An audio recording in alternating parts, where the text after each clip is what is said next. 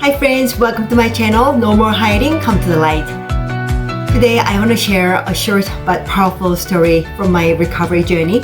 Something that happened one night when I was still in deep physical pain after stomach cancer surgery. It was the middle of the night. The pain was intense. I couldn't sleep. I couldn't even breathe properly. I slowly got up from bed, just trying to catch my breath. And in that moment, in the dark, I saw him, Jesus, on the cross, beaten, pierced, bleeding, and yet saying, "It is finished." Right then, something hit me deep in my spirit. The pain he bore, it wasn't just symbolic, it was payment. For my sin, my shame, my every sickness, he paid for it all. I said to myself, then I will not bow to this pain, I'll not lose to disease. Jesus already paid for it, completely. And from that night, I developed a stronger attitude toward the enemy. How dare you touch me, devil? You will regret this. I'm going to come out of this even stronger and more radiant than before. At the moment Jesus declared it is finished, the temple veil, the giant curtain that separates God's presence from the people, was torn from top to bottom, not by man, but by God. The separation between God and us was over.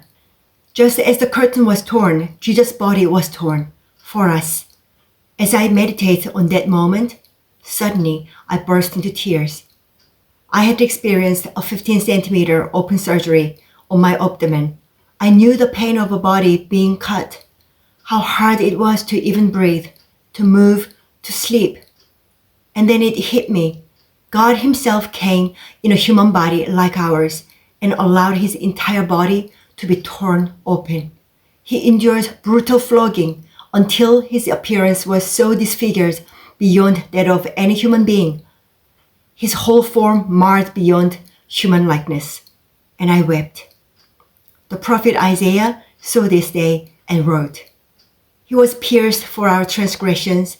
He was crushed for our iniquities.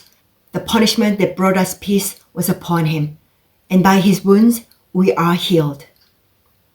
Even 15 centimeter was agonizing, but he bore the full wrath, full pain, full judgment, so we could be healed, so we could be set free. That's how he made a way, just as he said, "I am the way, the truth, and the life." Through that way, our Father ran toward us like the Father ran to his prodigal son, not with condemnation, but with compassion.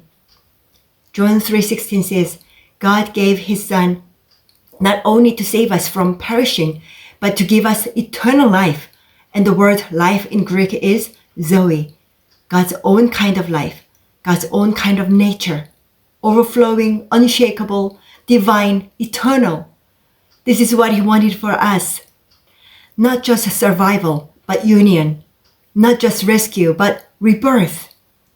We are no longer mere natural beings. God, who is spirit, has joined himself to our spirit. We are now supernatural. We are partakers of his divine nature, his holiness, his love, his life, all within us. So we no longer live by the flesh. We live by the spirit. Our spirit knows we are loved, we are protected, we are one with God. There is no distance between God and me, not even an inch. That's why I created a dance workout based on this truth. Because it's time to declare with every breath and every move, the separation is over.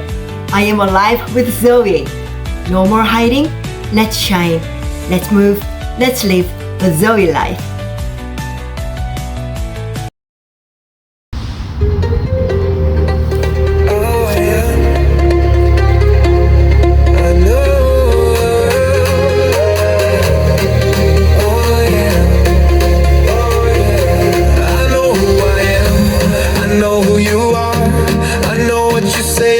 It's written in my heart. You call me your own. You call me redeemed. A spirit reborn,